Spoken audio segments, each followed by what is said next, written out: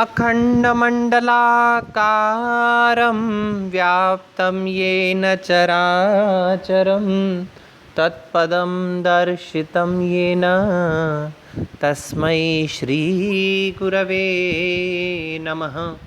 तस्मै श्रीगुरवे नमः। तस्मै श्रीगुरवे नमः।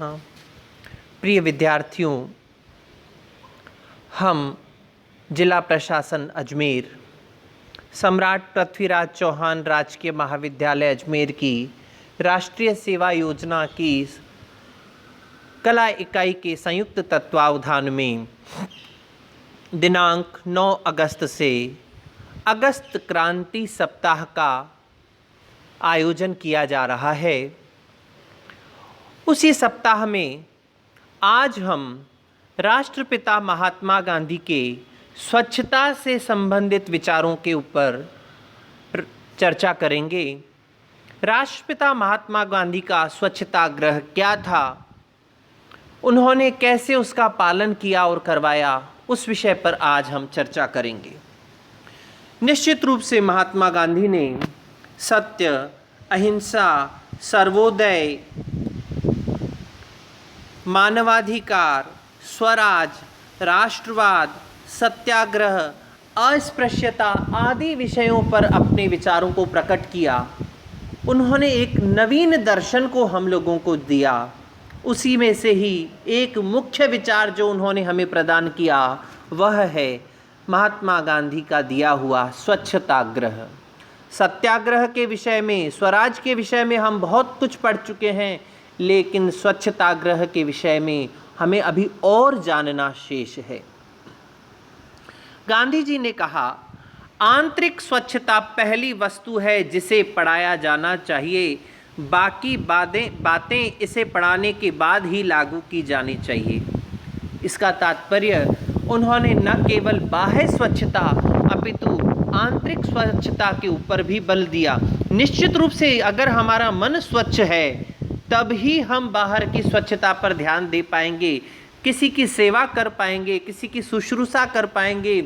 स्वराज्य में हम अहिंसा, सत्य इत्यादि अन्य विषयों में हम अपनी गति कर पाएंगे। अगर हमारा मन ही स्वच्छ नहीं है, हमारी आंतरिक स्वच्छता में कमी है, तो बाह्य स्वच्छता का कोई लाभ नहीं है।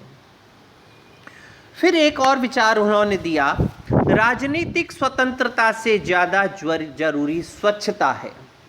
निश्चित रूप से राजनीतिक स्वतंत्रता जरूरी है, लेकिन उससे ज़्यादा जरूरी स्वच्छता है। अगर हम अपने आसपास के वातावरण में स्वच्छता नहीं रखते हैं तो भले ही हम राजनीतिक रूप से स्वतंत्र हो जाएं, लेकिन उस अस्वच्छता की परतंत्रता में हम निवास करते रहेंगे। यदि कोई व्यक्ति अपनी स्वच्छता के साथ दूसरों की स्वच्छता के प्रति संवेदनशील नहीं है, ध्यान दीजिएगा कितनी सुंदर बात कहते हैं, तो ऐसी स्वच्छता बेईमानी है। उदाहरण के लिए, यदि कोई व्यक्ति अपने घर का कूड़ा करकट साफ करके दूसरों के घर के बाहर फेंक देता है, अगर सभी लोग ऐसा करने लग जाएं तो स्वच्छ लोग अस्वच्छ वातावरण और अस्वच्छ समाज का ही निर्माण करेंगे। कितनी सुंदर बात कही कि हम लोग जिस स्वच्छता के ऊपर ध्यान दे रहे हैं वह केवल हमारे साथ जुड़ी हुई नहीं होनी चाहिए, वह हमारे साथ साथ हमारे पास पड़ोस में रहने वाले अन्य लोगों के साथ भी जुड़ी हुई होनी चाहिए। वह स्वच्छता न केवल हमारे प्रति अपितु अन्य लोगों के प्रति भी संवेदनशील होनी चाहिए। हम लोग अपने घरों की गंदगी हटाने में विश्वास करते हैं, लेकिन समाज की परवाह किए बिना उस गंदगी को हम गली मोहल्ले में फेंकने में विश्वास करते हैं। हम व्यक्तिगत रूप से साफ सुथरे रहते हैं, परंतु राष्ट्र के, समाज के सदस्य के तौर पर नहीं, जिसमें व्यक्ति छोटा सा अंश होता है। यही कारण है कि हम अपने दरवाज़ों पर इतनी अधिक गंदगी और कूड़ा कचरा पड़ा हुआ पाते हैं। हमारे आसपास कोई अजनबी अथवा बाहरी लोग गंदगी फैलाने नहीं आते, ये तो हम ही हैं जो अपने आसपास रहते हैं और उस गंदगी को फैलाते हैं। कितनी अच्छी बात उन्होंने कही। निश्चित रूप से महात्मा गांधी मनसा वाचा कर्मणा एक रहे। कितनी प्रैक्टिकल बात, प्रायोगिक बात कही कि हम अपने घर का कूड़ा करकट तो साफ कर देते हैं, लेकिन उसको पड़ोसी के घर में डाल दिया करते हैं। यह स्वच्छता नहीं है।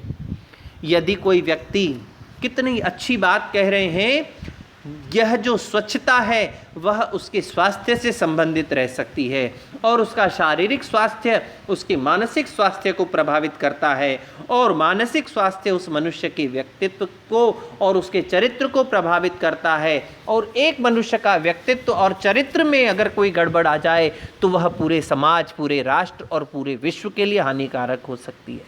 क्या कहा उन्होंने? यदि कोई व्यक्ति स्वच्छ नहीं है तो वह स्वस्थ नहीं रह सकता। स्वच्छता होने पर स्वस्थता प्राप्त की जा सकती है। अगर हमारे आसपास में अस्वच्छता है, कूड़ा करकट है, तो विभिन्न प्रकार की बीमारियां, आप लोग देखते हैं अभी ये सितंबर अक्टूबर का महीना आता है, बारिशों का पानी इकट्ठा हो जाता है, जगह जगह पर गंदगी इकट्ठी हो जाती है और उससे मलेरिया और डेंगू और न जाने कौन कौन सी बीमारियों के मच्छर उत्पन्न होते हैं। इसीलिए प्रशासन के द्वारा बार बार हमें आगाह किया जाता है कि आप अपने आसपास में कूड़ा करकट और बारिश का पानी इकट्ठा न होने दें। कितनी सुंदर बात कही कि जो व्यक्ति स्वच्छ नहीं है वह स्वस्थ नहीं रह सकता, जो अपने आसपास में स्वच्छता नहीं रखता वह स्वस्थ नहीं हो सकता, और जो व्यक्ति स्वस्थ नहीं है उसकी मनोदशा भी स्वस्थ नहीं रह सकती। वह शारीरिक कष्टों के साथ साथ मानसिक बीमारियों से ग्रस्त हो जाता है, और स्वस्थ मनोदशा से ही स्वस्थ चरित्र का विकास हुआ करता है। आगे क्या कहा? कई लोगों का घर बहुत साफ सुथरा होता है लेकिन उनका शौचालय बड़ा गंदा सा होता है। लेकिन क्या कहा गांधी जी ने? शौचालय को भी अपने ड्राइंग रूम की तरह ही साफ रखना जरूरी है। एक बात मुझे याद आती है कि महात्मा गांधी जब दक्षिण अफ्रीका में कारागृह में बंद थे तो ऊपर के एक अधिकारी ने, जेल के अधिकारी ने अपने एक कर्मचारी को आदेश दिया कि ये जिस जेल में भारतीय कर्मचारी, भारतीय लोग जो हैं वहाँ बंद हैं, उनको आप आदेश करो कि वह अपने शौचालय की स्वच्छता स्वयं करेंगे। अब वो व्यक्ति उन कैदियों के पास आता है, उनमें से गांधी जी को यह बात बताई जाती है कि गांधी जी, आपको आगे से आदेशित किया जाता है कि आप अपने शौचालय की स्वच्छता स्वयं करेंगे। गांधी जी ने बड़े सहर्ष उस कार्य को करना स्वीकार किया। क्यों? क्योंकि अगर मैं उस कार्य को नहीं करूंगा तो दूसरा कोई भी उस कार्य को करने के लिए तैयार नहीं होगा, क्योंकि शौचालय की स्वच्छता को हम लोगों ने मानसिक रूप से एक बात सेट कर रखी है कि यह बहुत ही गंदा, घृणित कार्य है। जुगुप्सा से रहित होकर के महात्मा गांधी ने उस स्वच्छता को किया, और उनके उस स्वच्छता कार्य को देख करके बाकी सभी कैदी भी आकर के और अपनी उस जिम्मेदारी में बट गए। अपने अंदर की स्वच्छता पहली चीज है जिसे पढ़ाया जाना चाहिए, बाकी बातें इसके बाद। फिर क्या कहा? नदियां हमारे देश की नाड़ियों की तरह हैं। यदि हम उन्हें गंदा करना जारी रखेंगे तो दूर नहीं जब हमारी नदियां जहरीली हो जाएंगी, और ऐसा हुआ तो हमारी सभ्यता नष्ट हो जाएगी। नदियों को साफ रखकर हम अपनी सभ्यता को जिंदा रख सकते हैं। हमारे पेयजल का मुख्य स्रोत हमारी वर्षवाहिनी, नित्यवाहिनी नदियां हैं, और अगर हम अपनी गंदगियां, कूड़ा करकट नदियों में ही प्रवाहित करते रहेंगे तो निश्चित रूप से वह नदियां जहरीली होकर के, प्रदूषित होकर के हमें प्रदूषित जल प्रदान करेंगी, जिससे हम बीमार हो सकते हैं और हमारे अस्तित्व पर प्रश्न चिन्ह लग सकता है। फिर आगे एक बात और कही कि अपनी गलती को स्वीकार करना झाड़ू लगाने के समान है जो सतह को चमकदार और साफ कर देता है। यह है आंतरिक स्वच्छता की बात कि अगर हम कोई बात करते हैं, कोई गलती अगर हमारे से हो जाती है तो हमें उसे भी स्वीकार कर लेना चाहिए। यह हमारे आंतरिक स्वच्छता का प्रमाण है। बेहतर साफ सफाई से भारत के गांवों को आदर्श बनाया जा सकता है। भारत ग्राम प्रधान देश है। इस बात को ध्यान में रखते हुए गांधी जी ने बड़ी सुंदर बात कही कि बेहतर साफ सफाई और स्वच्छता के द्वारा ही भारत के गांवों को आदर्श ग्राम बनाया जा सकता है। गांधी जी ने न केवल अपनी अपितु अन्य लोगों की भी हमेशा सेवा शुश्रूषा में, स्वच्छता में कभी कमी नहीं आने दी।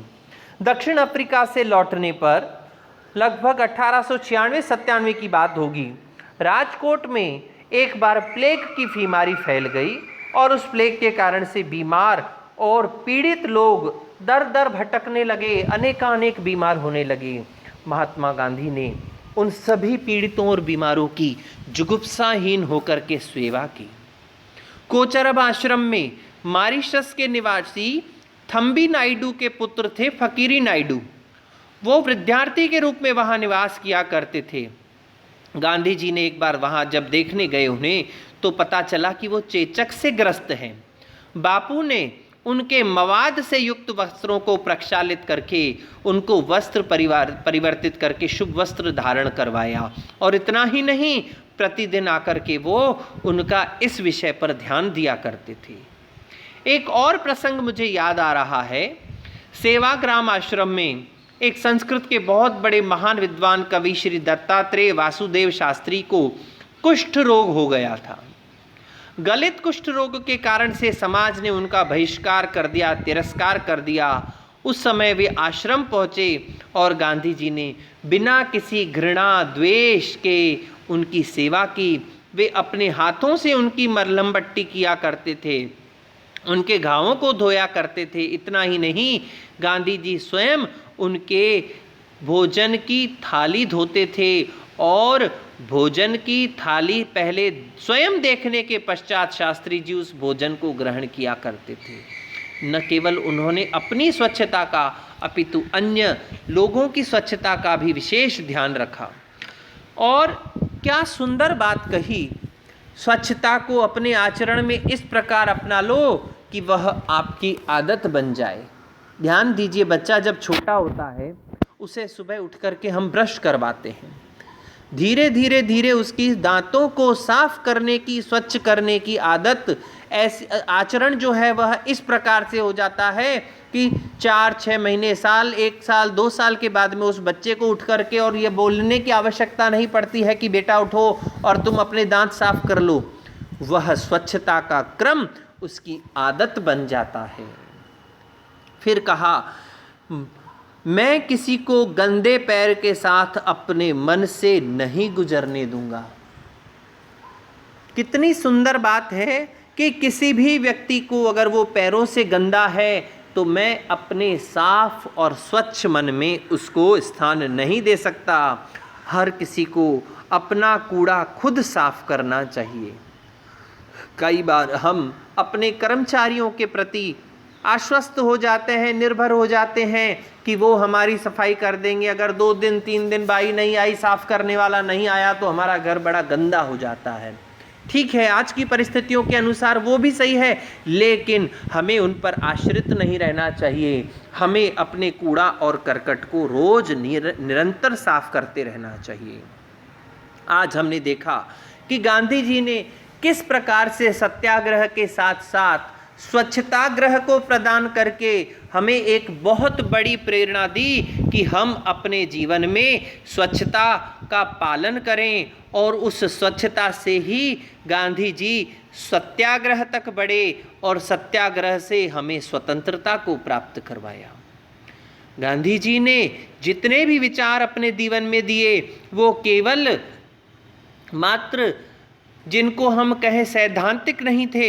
उनका एक एक कर्म, एक एक जो कर्म था वह हमें हमारे जीवन में प्रेरणा देता है। मनसा वाचा कर्मणा वो ये एक ही रहे। एक बार उन्होंने कहा भी था कि मेरा जीवन ही मेरा संदेश है। उन्होंने कोई ग्रंथ ऐसा लिख करके अपनी बात नहीं कही कि मेरे द्वारा इसका पालन किया जाए, मेरे अनुयायी बनो ना। उन्होंने कहा कि मैं जो कर रहा हूँ बस आपको उसी का आचरण करना चाहिए। निश्चित रूप से 1915 में बापू ने स्वच्छता के बीज बोए। कैसे कि बापू ने ही सबसे पहला स्वच्छाग्रह छेड़ा और उन्होंने एक संदेश दिया, quit India and clean India.